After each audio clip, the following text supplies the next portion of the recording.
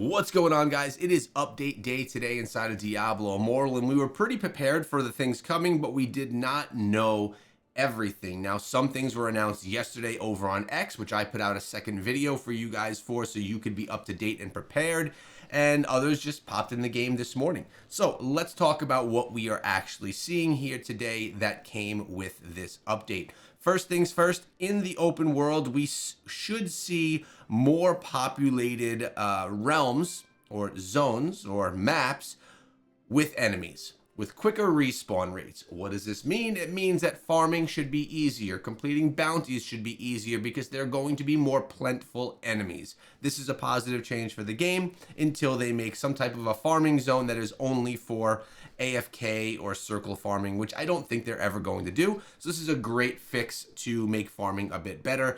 It's a positive change. Also, we were talking about how our green items would be getting the additional slots. Now, exceptional green items, pieces of gear that are the very good ones, will be now being unlocked with 3 gem slots. And if you had any on your person that weren't that case, they will then be converted to. So if you have any exceptional gear that was 2 slots for gems, this morning when you log in and update your game, you should see them having an additional 3rd gem slot. I believe that's the case for what happened here for my remaining comfort. Although it's not a gem I'm going to use, I believe this one had 2 sockets as of yesterday. So again, it's going to be easier for us to get that premium 3 gem slot exceptional gear, which also is a positive change inside of the game. We did see a little quick hot fix they snuck in yesterday. Take a look at this. Out of the bug fixes, they fixed an issue to prevent Challenge Rift Champions frame from being awarded to players, fixed an issue that prevented some achievements from being completed, fixed an issue where Survivor's Bane rewards couldn't be claimed. But check this last one. This last one's pretty big for all you monk players. Fixed a bug where Cyclone Strike was dealing unintended damage when it recovered energy. This fix goes live February 26th, which is right now. So all of you monks are going to be seeing a hot fix, a nerf, call it what you will, to your monk. Monks are going to be a little bit weaker today if you're using Cyclone Strike, which, well, man, monks finally got their a little bit of relevancy here. Now they're getting a little bit of that stolen back. Now, also inside of the game, we have Mirrored Jewels. Now, this is what I gave you guys that heads up of yesterday. Yesterday over on X, Blizzard shared that they would be doing a Mirrored Jewels event. They kind of did it with a birthday thing so you could see which gem represented your birthday. Mine was a Blood-Soaked Jade for July. So I actually loved that they gave us a heads up on this. I'm going to do my Mirrored Jewels right now, and we'll see if we can find a party to run through. Actually, let's just enter it. Let's just do it ourselves. We're just gonna do this one ourselves here today, so we don't have to wait for anybody. We don't have to rush through. We can just kind of get it done. So, Mirrored Jewels event. A reminder for those of you who are new or haven't played it yet. What Mirrored Jewels does is it doubles the gems that you get from any of the gem drops. Any of the 1-star, 2-star, or 5-star gems, you're going to get twice as many. Now, I'm using 10 legendary crests, and keep in mind you could only do this one time. So what I highly suggest is you use 10 legendary crests if you have, or if you don't have, use as many as you do, and do that one run with all legendary crests. It does not matter if they are red or if they are purple. All of the mirrored jewels, all of the additional rewarded gems that you get, they are going to be bound. They are going to be as if they came from a red legendary crest. So you don't have to worry about purples. I remember back in the day, some of us thought, oh, if we use purple legendary crest, we can get purple, we can get unbound legendary crests. Not the case. I'm going to just pop this out right here. Let's see what we could grab out of here. Can we get any white lights? Remember, the white light means we do have a white light, my friend, which means we are going to have more than one 5-star legendary gem. Roiling Consequence would be awesome.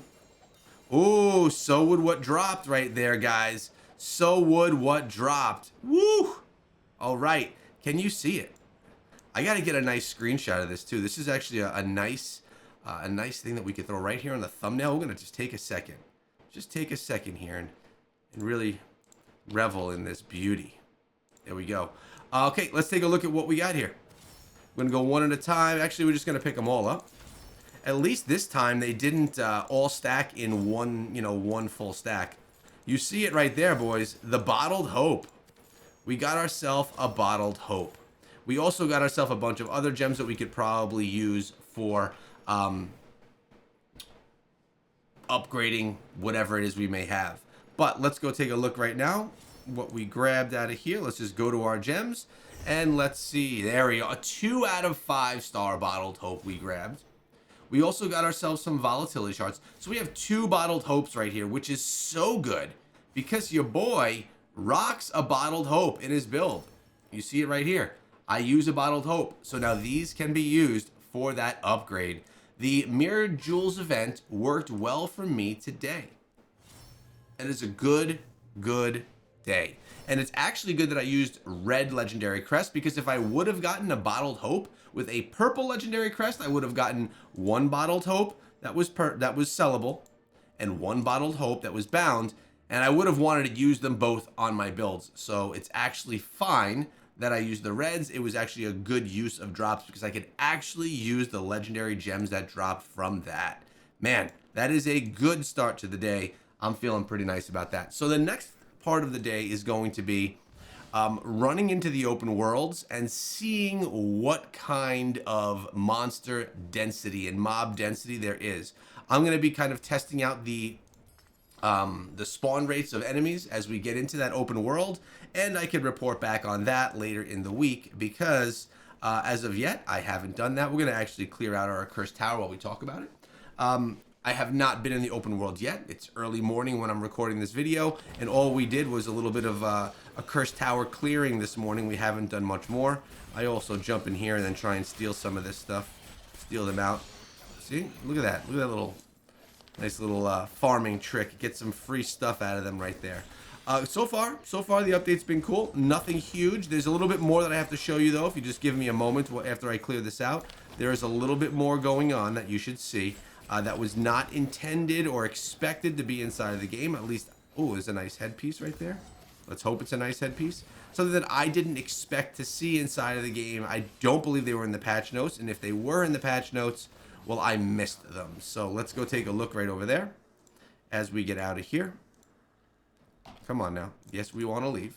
All right, so let's go over into the events. I want to make sure that you guys don't miss any of this stuff either. So when you come to events, you'll notice that we have the Feast of Valenti. We can still progress here. You have another weekly turn-in, and now we have Wild Brawl inside of here, okay? So it's worth noting, Wild Brawl is not an event over here on the side. It's within this one, so you can unlock these rewards. Now, I did look through my comments yesterday, and someone mentioned that I haven't been giving enough attention to these chests. That these chests do give really great pieces of gear.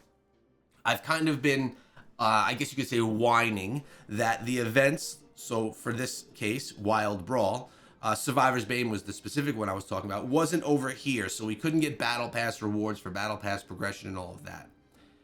Now, we're getting this progression, at least during the duration of this event, which is another 14 days.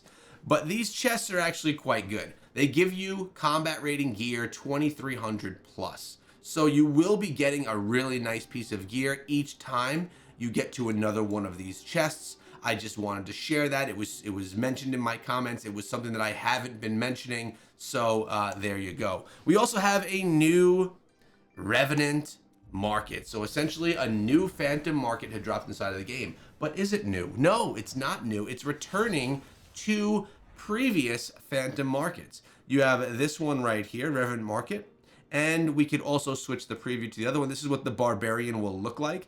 Please let me know which Phantom Market cosmetic you like better. Is it this one? Or is it this one? As always, I really do like how they do these previews. I think they look really good. Yeah, I remember when these ones came out. It was a minute ago for sure. There it is. Or that one. Which one is your preferred Phantom Market cosmetic. This one is the one that I like the best. We'll get more into that potentially another day. All clans on deck still going on right now as well. But that's the update for you guys. Better farming, better green gear, mirrored jewels event, which just did me right. Let me know if you get yourself any mirrored 5-star gems inside of the event this morning. Again, remember, make sure use 10 legendary crests. Don't just run with one. It's not going to be worth it. Have a great day.